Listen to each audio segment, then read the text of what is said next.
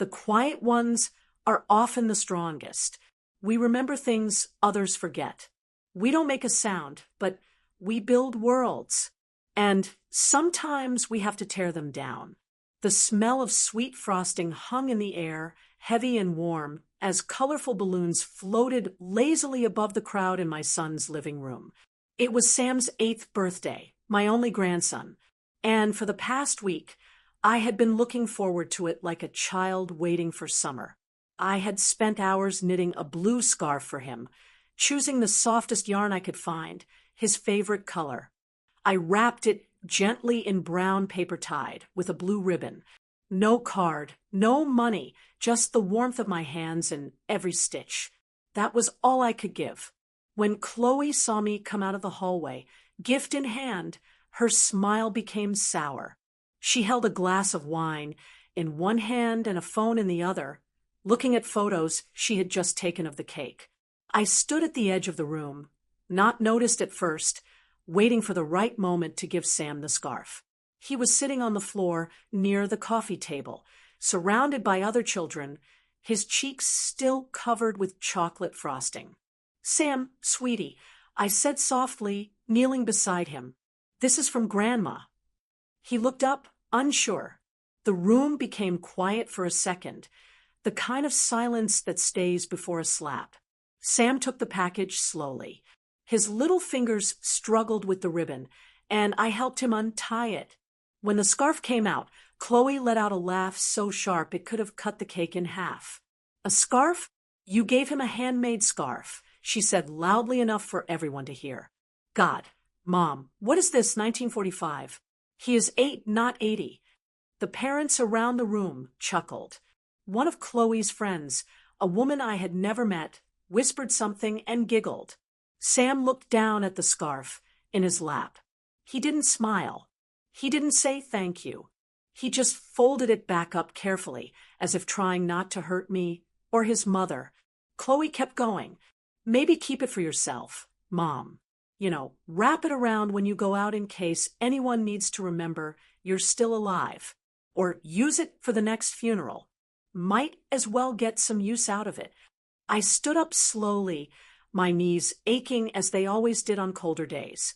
I turned to Ben, my son, but he stared at the ground, his hands in his pockets. Not a word, not a glance, just silence. That is what broke me.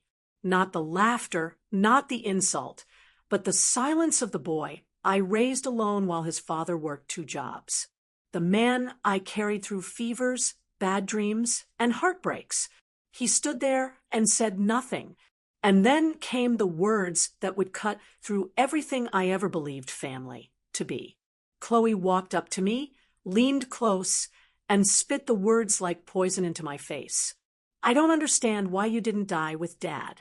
Honestly, you are just here, eating, breathing, being old and bitter. If you are not going to get a job, then do us all a favor and get out. Leave this house, and do not come back ever. Do you understand?" The room went quiet again. No one laughed now, not even her friends. Even the children turned toward us, sensing something was wrong. My hands were shaking, not from fear, not from sadness, but from something else, something slow, deep, and rising, a kind of anger that only comes after you have been hurt by the ones you once gave everything for.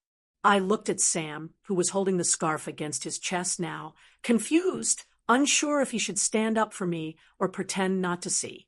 I gave him a small smile, the kind that says it is okay, when everything inside you says it is not. I turned, walked back toward the kitchen, past the leftover plates, past the napkins with soda stains, past the pieces of balloons tied to chairs. In the corner, there was a drawer no one ever opened. The kind of drawer that belonged to the person who used to run the home before it became someone else's. I opened it slowly, carefully. Inside was a folder, a faded yellow, its edges soft like old paper. Inside that folder were the papers my late husband had left me. Our will, the property deed, bank account information, insurance papers. I pulled them out carefully, not with panic, not with fear, but with the steady hands of a woman who just stopped hoping her family would do the right thing. There in black, and white was my name, Alice Mary Johnson. Judy Johnson on every envelope, every family photo, every Christmas card, but A.M. Johnson on the deed. The same name I had written on the first brick we laid beneath this house in 1978. The same name I used when I signed the loan that built it. The name my son no longer remembered, and my daughter-in-law never knew. I closed the folder, put it back in the drawer, and closed it again with a soft sound. I took a breath, then another. My hands were still now. I had not cried, not once, not even when Ben said nothing, not even when Sam looked away, not even when the scarf I made was laughed at like a worthless cloth. That is when I knew. They had forgotten who I was, but I had not. They had erased me from their life story, but I still held the title to the house they called their own. And I was done waiting for them to remember. That night, I did not eat cake. I did not say goodbye. I did not make a scene or raise my voice. I sat on the edge of the bed in the guest room and stared at the scarf in my lap. I touched every loop, every knot, every soft part of the yarn. I had given them 37 years of my life, and they had given me an expiration date. But the thing about old women like me, we remember. We do not shout. We do not break things. We build them, and we end them quietly. Tomorrow I would start packing. The first time I saw the land, it was nothing but white sand and small bushes.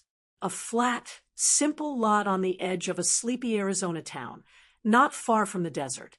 Back in 1978, Ben was still a dream in our minds, and my husband Daniel had just gotten a small promotion at the paper mill. We could not afford much, but we had plans, and that patch of sand looked just big enough to hold them. Daniel had driven us there in our old Chevy Nova. I remember stepping out barefoot, my toes sinking into the warm sand. The sun was setting, making the sky orange and purple. I turned to him and said, "This is it?" And he smiled like a boy who had just gotten away with something, and said, "It will be." That first year was nothing but hard work and scraped hands. Daniel refused to hire a contractor. He said he wanted us to build something with our own hands, something that would never be taken from us. We spent weekends pouring concrete, sanding wood, learning from library books, and kind neighbors who lent us tools. We laid the foundation ourselves, one bag of cement at a time. On hot afternoons, we ate peanut butter sandwiches on old paint cans. On cooler nights, we slept outside under the stars with only the frame of the future house rising behind us. There was a day, one I remember clearer than most. When we laid the first brick of the living room wall, Daniel handed it to me and said, "Go ahead, start it." I hesitated, looking at the smooth surface, the dry mortar waiting beneath it. Then, using the corner of a nail, I scratched my name into the side of the brick. A.M. Johnson. Alice Mary, my maiden name, the name I had not used since I became his wife. But in that moment, it felt right, like a signature, like I was leaving proof that I had been here. Daniel placed the brick gently, pressing it into the mortar. Then he looked at me and said, "When I am gone, this place will still belong to you, no matter who comes and goes. It is yours." Alice Johnson's house. We built the walls, the roof, the porch with the swing I picked out from a catalog. We planted a lemon tree in the back. We could not afford grass yet, so we laid down mulch and called it rustic. Every decision was shared. Every nail, every coat of paint, every scratched tile in the kitchen, my fingerprints were there alongside his. It took us 2 years to finish. Ben was born just 3 months after we moved in. I can still see the baby bed we kept by the fireplace where the heat would gather in the winter. I remember holding him at night, rocking him in the same chair where Daniel would sit later with his whiskey and the newspaper, boots off, socks mismatched, one foot always tapping. That house was not perfect. The roof leaked once. The AC broke twice during Arizona summers that could melt the skin off your bones. We had to replace the plumbing after a storm caused problems. But it was ours and it was steady. Like Daniel, he worked hard. So did I. I stayed home, raised Ben, cooked, cleaned, made do with old clothes and canned soup. I clipped coupons like it was a religion. I baked bread before it became popular. I fixed clothes until they were more patches than cloth. And not once did I feel poor, because we had that house, because we had each other. Time moved slowly. Then suddenly it ran like water. Ben grew up. The lemon tree bloomed, then stopped. Daniel's hair thinned. Mine turned silver. We added a back porch. We had Christmas dinners, funerals, birthday parties. We made room for friends who lost homes, for nieces between jobs, for a cat that never left once it found the back door. Then came the year Daniel got sick. The diagnosis was quick, the decline quicker. I remember sitting beside him in the hospital, holding his hand as his breath became shallow. He turned to me one last time and whispered, "Promise me you will stay in the house. It is still yours, no matter what Ben or anyone else says." I promised. I meant it. After he died, I lived alone for a while. At first, the silence was unbearable. Every sound in the house, every ticking clock sounded like a missing voice. I kept his slippers by the bed. I talked to his chair like a fool. But the house, our house, held me.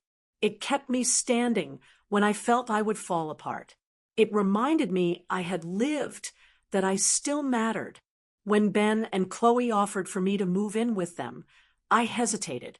But the loneliness, it was so hard, and they made it sound like a kindness. "Come stay, Mom," Bennett said. "You should not be alone." Chloe even kissed my cheek and said, "We will take care of everything." And so I packed a few things and left the house. Not for good, I thought, just for a season. I asked Ben to check on it. He said he would. But the truth is, once I was gone, no one ever went back to it. The grass grew wild, the shutters peeled, and they treated it like a past they did not want to remember. But I never forgot.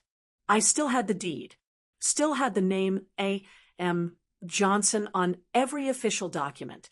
Ben never asked. Chloe never thought to check. They assumed that because I was old, quiet, and tired, I had also become powerless. But power is not in noise. It is in memory, in the way a brick holds its place even after decades of storms. And that house, my house, still remembered who it belonged to. I had not set foot in it since Daniel's funeral. But now, as I sat in a home I no longer knew, surrounded by people who treated me like a ghost they forgot to bury, I realized something. It was time to go back. Daniel's funeral was short, cold, and far too clean. There were no stories, no tears, no laughter in remembrance. Just plastic chairs, lukewarm coffee, and Chloe showing up 30 minutes late in a red dress that fit her waist like she was going to a party, not a burial. She kissed the air near my cheek, not touching, and whispered, "Sorry, traffic," as if that explained the makeup still wet under her eyes. Ben did not say much that day. He stood beside the casket like a man waiting for a bus, his eyes empty, his mouth tight. I sat alone during the reception, a paper plate of macaroni salad, untouched, in my lap. No one offered me a seat beside them. No one asked if I was eating. I watched as Chloe chatted near the wine table, laughing at something someone said about old-school men who never went to therapy. After the service, Ben took me aside and said, "Mom, come stay with us. You should not be alone right now." I looked at him, searching his face for honesty, for anything that looked like the boy I once held to my chest during lightning storms. But all I saw was tiredness and something else. Duty. Still, I nodded, because grief makes you say yes to anything that sounds like shelter. The first week at their house was quiet. I stayed in the guest room, made my bed each morning, folded my towels neatly. Chloe was polite, even warm at first. She brought me herbal tea and told me to get comfortable. Sam, my grandson, peeked into my room every morning before school and whispered, "Hi, Grandma," like a secret he was not supposed to share. But by the second week, things began to shift. The herbal teas stopped appearing. The guest room towels disappeared and were replaced with a single hand towel. I began cooking breakfast. One morning, eggs and toast the way Daniel liked them. And Chloe walked in, her eyebrows raised. "Oh," she said flatly, staring at the pan. "You cook now." "I thought I'd help," I replied, smiling. She blinked once. "Just make sure you clean everything. I hate grease. And please don't season the eggs too much. Sam's taste is delicate." From then on, I cooked every morning and lunch and dinner. I did laundry.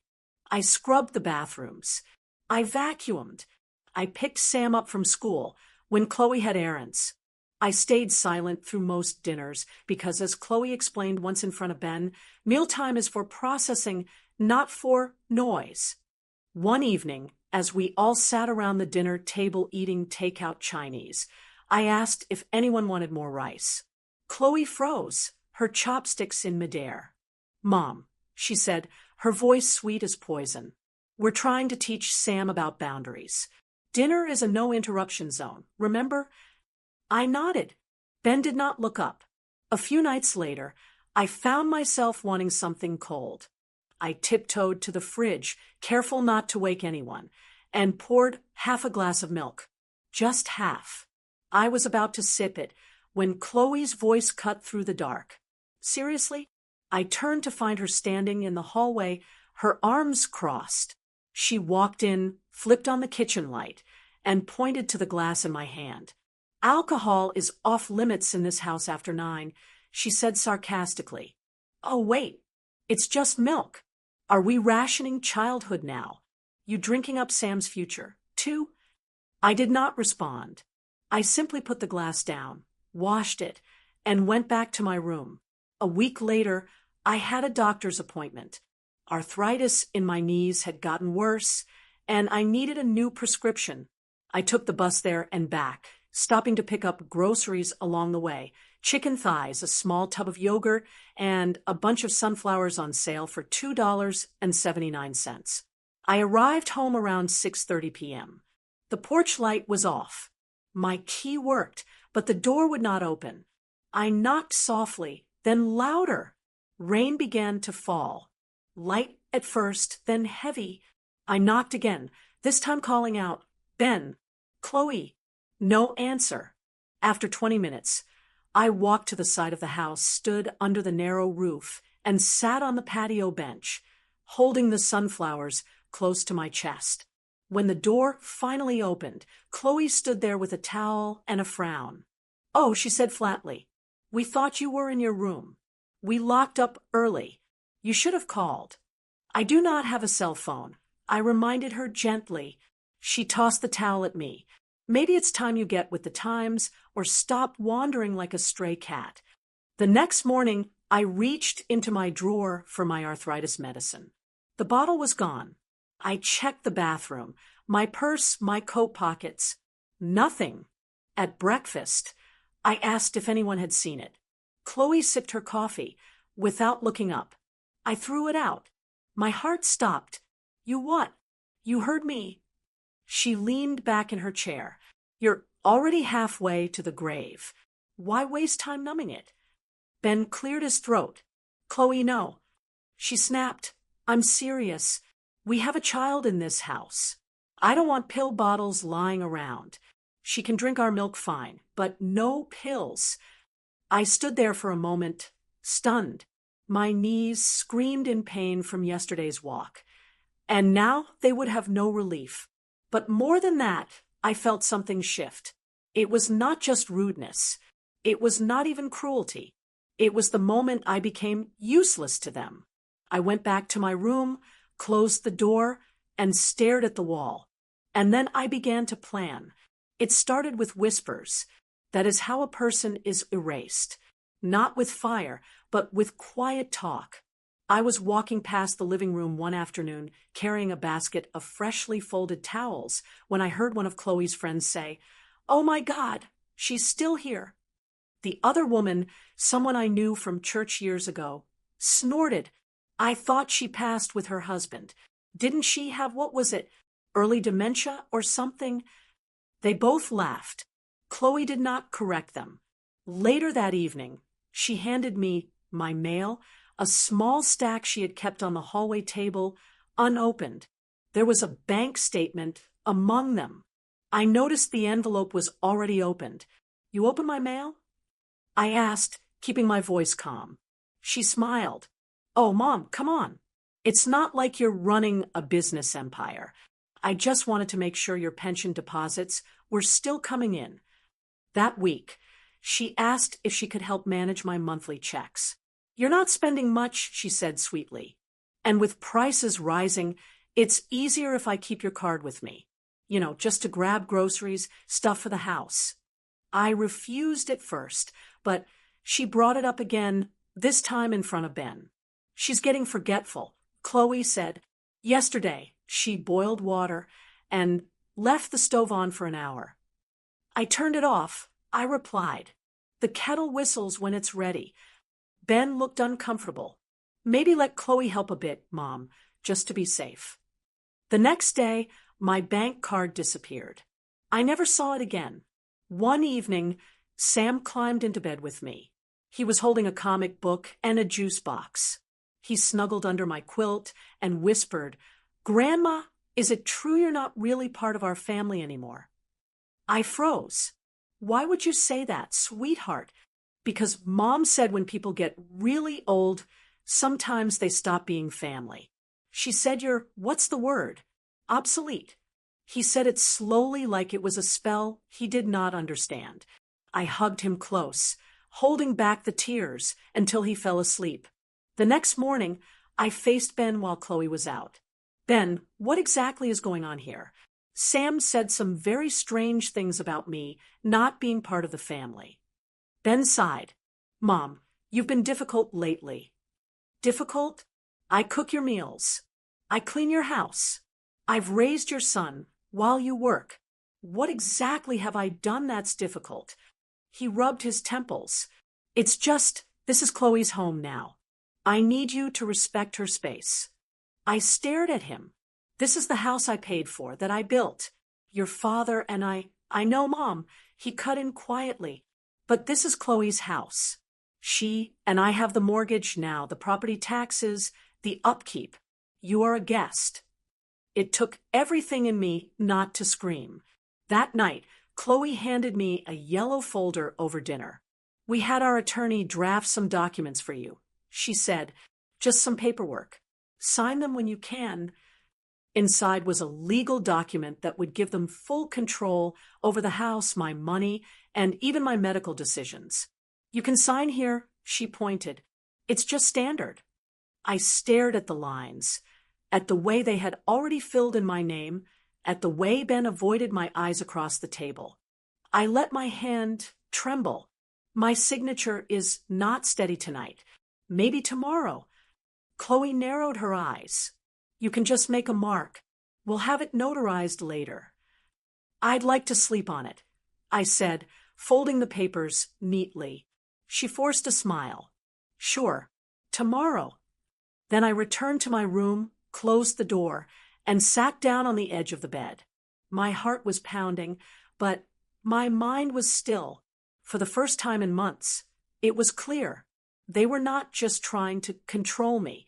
They were trying to erase me. But I had been underestimated before, and I had survived worse. And now it was time to prepare. Quietly, completely, and without a word to anyone, I had almost forgotten where I kept the original copy of Daniel's will. It had not seen the light of day since the week after his funeral, when I read it alone at the dining room table, with one lamp on, the rest of the house in silence. I found it again, tucked beneath an old quilt in my suitcase, folded beside a photograph of us standing in front of the house in 1979, the porch still unfinished behind us. The name on the deed was clear as day: Alice Mary Johnson. Daniel had always insisted we keep the house in my name. He said it was his way of giving me something no one could ever take. Men die, he'd said, but bricks and paper don't. He had arranged everything with his attorney long before the cancer came. The property, the savings, everything was written under A.M. Johnson. They had never bothered to ask who that was. That was their first mistake. Their second mistake, thinking I had nowhere else to go. One crisp morning, I dressed in my best blouse, navy blue, the same color as the scarf they had mocked, and took the bus to the local bank, the same one Daniel and I had used for decades. I walked in, presented my ID, and asked to see the inactive joint account listed in the will. The banker, a young woman with kind eyes, asked me to wait. 15 minutes later, she returned, smiling. "Mrs. Johnson, the account is full. The balance is $612,000 with interest. Would you like to update the access?" I nodded once, steady. "Yes, and I'd like to order a new checkbook." The third mistake Chloe made was assuming silence meant giving up. From that day forward, I began to write down everything. I turned an empty cookie tin, one of the gingerbread jars Sem used to sneak candy from, into a listening device. A tiny recorder inside captured days of whispered insults, sharp commands, and manipulative threats. "Your memory's slipping, old woman," Chloe once hissed as I reached for the salt at dinner. "Maybe it's time you forget where your bedroom is and just walk off a cliff." Ben rarely spoke up anymore. If he noticed, he pretended not to. I recorded it all. One evening, she left a voicemail after I forgot to vacuum the guest bathroom. "You've got one job here: exist quietly. If you can't even manage that, what good are you?" I saved the message under a folder labeled Proof. I started keeping a notebook, too. Each date, each insult, each time they left me outside in the rain or shut the door a little too hard, I wrote it all down, because stories fade, but records endure. Then I called Daniel's old attorney, Mr. Alvarez. He was retired mostly, but he still handled estate transfers for a few trusted clients. I explained everything to him, from the birthday party scarf, the milk, the missing pain pills. He listened without interrupting. When I was done, he said, "Alice, are you sure?" I looked him straight in the eye. "I'm done being erased." Within a week, we had drawn up papers to transfer the house, not to Ben, not to Chloe, but to a young couple with 2 daughters. Both parents worked double shifts, but dreamed of a backyard for their kids. I had met them once briefly through the church's food pantry program. They reminded me of Daniel and myself in the early days. Pure hope wrapped in hard work. The sale price was modest. I did not want profit. I wanted peace. The date of sale, March 14th, Chloe's birthday. The closing appointment was scheduled at 10 a.m. sharp. I wore Daniel's watch, packed my suitcase the night before, folded my clothes as tight as my will. That morning, I made breakfast one last time. Scrambled eggs, toast, coffee for Ben, tea for Chloe. She barely looked up from her phone. "You're unusually happy," she mumbled. "Just enjoying the morning," I replied. At 9 o'clock, I placed the final batch of ginger cookies on the counter, the recording device now removed, and walked to my room. I picked up my suitcase, slipped the folder of documents into my purse, and paused once by Sam's door. He was still asleep, his mouth slightly open, his hands curled under his chin like he was dreaming of something too soft for this house. At 9:50, I walked into Mr. Alvarez's office. He was waiting, papers ready, his smile small but firm. "Still sure?" he asked. "Now more than ever." I signed each page slowly, carefully, no shaking, no hesitation. The final signatures cut through the last illusion of their control, like a knife through warm cake. When it was done, I stood. Would you like to notify them yourself? Mr. Alvarez asked. I shook my head. No, I said, they'll feel it soon enough. By evening, the house would no longer be theirs, and by morning, neither would I. I left before sunrise. The house was still asleep, the kind of quiet that felt earned, not the silence of tension, but of peace before a storm.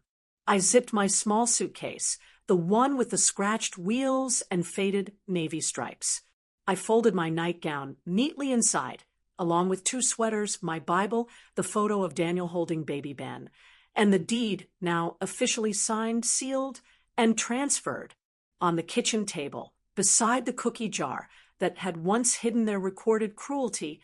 I placed a folded note. My handwriting was clear, deliberate. I release you from the burden of my presence. This house is no longer yours. Please leave in peace. No signature. They would know.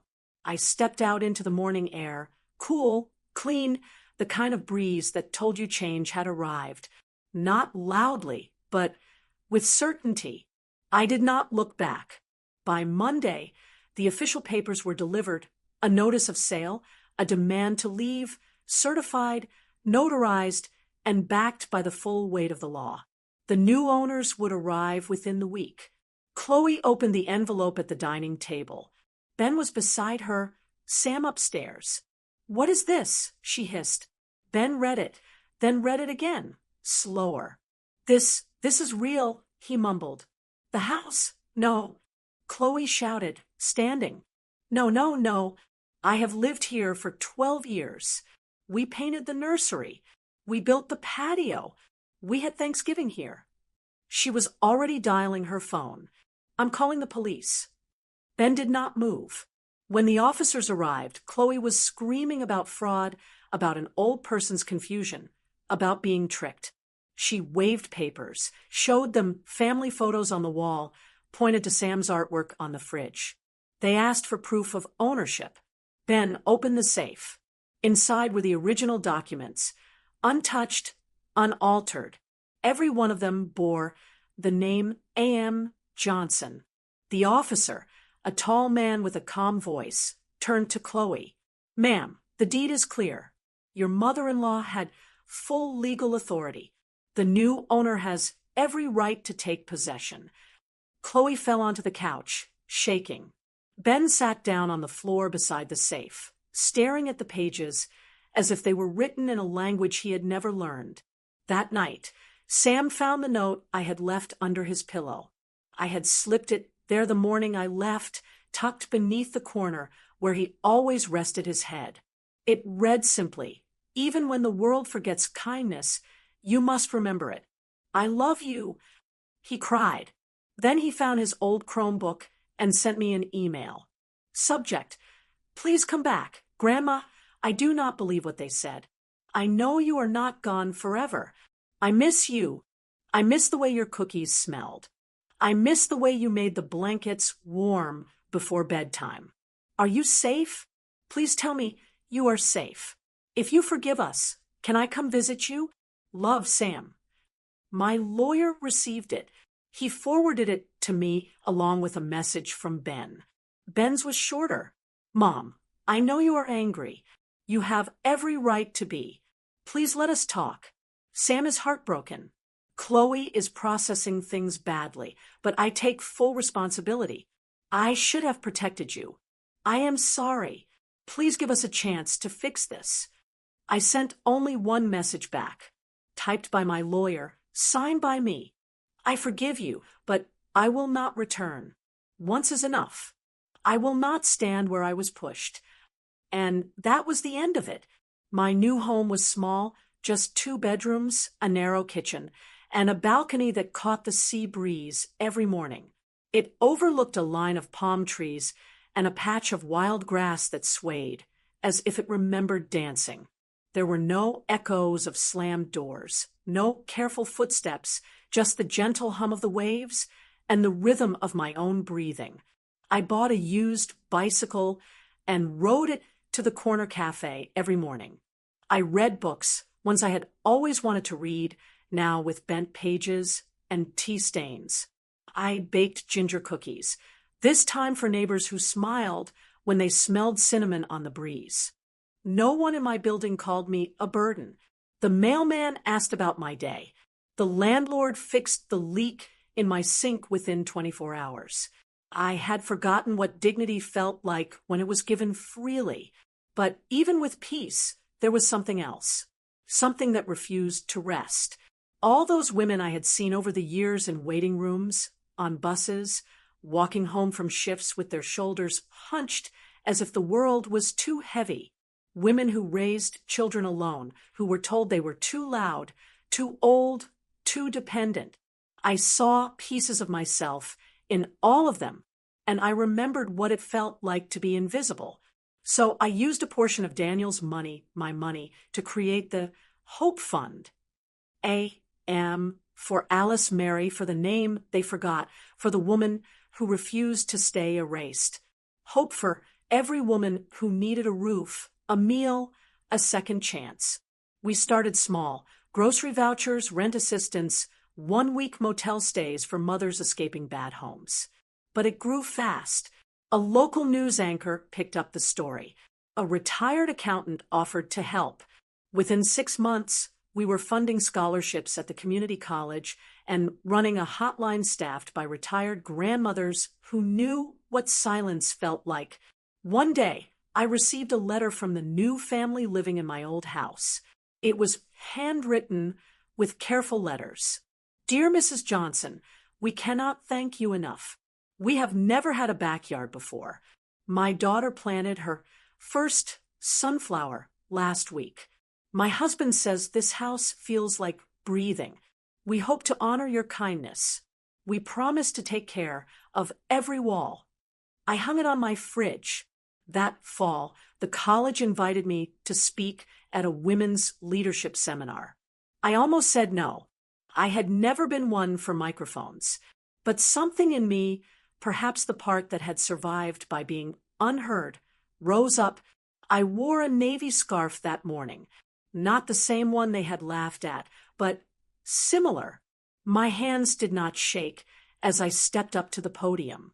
There are people, I said, who live quietly, not because they are weak, but because they were taught their voices were interruptions, not contributions. But silence is not peace. It is a debt we pay for others' comfort. The auditorium was still when I finished. No laughter, just a long silence that felt like respect. Later, as I was packing up my notes, a woman approached me. Her eyes were teary, and she held a toddler on her hip. You saved us, she said. That grant, it got us out. I'm in school now. We're safe. She reached out, squeezed my hand, and added, Thank you, Grandma of Hope. The nickname stuck, and I found, to my surprise, I did not mind. Then, one crisp afternoon, as the air turned to early winter and the sea lost some of its warmth, I found a letter in my mailbox. No return address, just my name in boyish handwriting I knew too well. Inside was a single page torn from a notebook. Dear Grandma, I know you are mad at everyone, maybe even me, but I wanted to say I am sorry. I am really, really sorry. I miss you. I miss your cookies. I miss the way you read stories and made me laugh even when I had a bad day. I do not believe what Mom said about you. I never did. I did not know how to say it before. If you forgive me, would you maybe knit me a scarf like the blue one you gave me for my birthday? I still have it. I keep it under my pillow. Love, Sam. I held that letter in my lap for a long time. Then I picked up my yarn and I began to knit. The porch creaked softly beneath my chair. The wood warm from the afternoon sun. My hands moved in rhythm, looping the yarn, pulling it through, forming rows of soft navy stitches, the same blue as before. Only this time, the gift would reach the heart that had never truly closed. The scarf was almost done. I had chosen a pattern simple and quiet, like the boy who had once tiptoed into my room, holding a comic book and a juice box. A postcard sat on the table beside me, the address already written in careful script to Sam.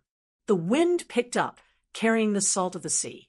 I paused, looked out over the horizon, and remembered the way Daniel used to sit beside me, one hand on my knee, the other holding the morning paper. He used to say, "You do not need to shout, Alice. When you live deep enough, the world goes quiet just to hear you think." He was right. For years, I thought being quiet was something done to me, a silencing, a punishment. But now I saw it clearly. Silence could also be a choice, a kind of power, one that waited, one that watched. And one day, when the time was right, it answered. I never wanted revenge. I wanted remembrance, to be seen, yes, but more than that, to be respected for what I had endured, for what I had built, for the invisible strength that carried generations forward without needing applause. I opened my notebook, the same one I had used to record the insults, the legal documents, the appointments with Mr. Alvarez, but now its final pages were filled with something else. The first draft of a letter I had written, addressed not to a judge or a bank, or even my son, but to anyone who had ever been made to feel small. Here is what it said. To whoever finds themselves called a burden, you are not alone. If you have ever stood in the kitchen and heard your name twisted into shame, if you have ever been told that your value is measured in how much you can produce, not how much you are present, if you have ever swallowed your truth just to keep peace in a room where no one noticed you, I want you to know this. You are the root, not the leaves that dance in sunlight, not the fruit that draws praise, but the root, deep, steady, unseen. You are what holds the whole thing together. And one day when the leaves fall and the branches crack, someone will look back and understand that it was you who kept the tree alive. Do not wait for their applause. They will not always offer it. Live quietly, live well. And when you go, let it be on your terms, not as someone who was pushed out, but as someone who simply decided to grow elsewhere. With love and respect, Alice Johnson. I folded the scarf, placed it in a soft cotton bag, tucked the postcard inside, and sealed it. At the post office, the clerk smiled as he weighed the package. "Birthday gift?" he asked. "Something like that," I said. That evening, I returned to the porch. The sky was filled with gold and lavender. I sipped my tea and listened to the birds, the waves, and my own breath. No shouting, no chaos, just peace and the quiet certainty that I had not been erased. I had simply chosen when and how to speak,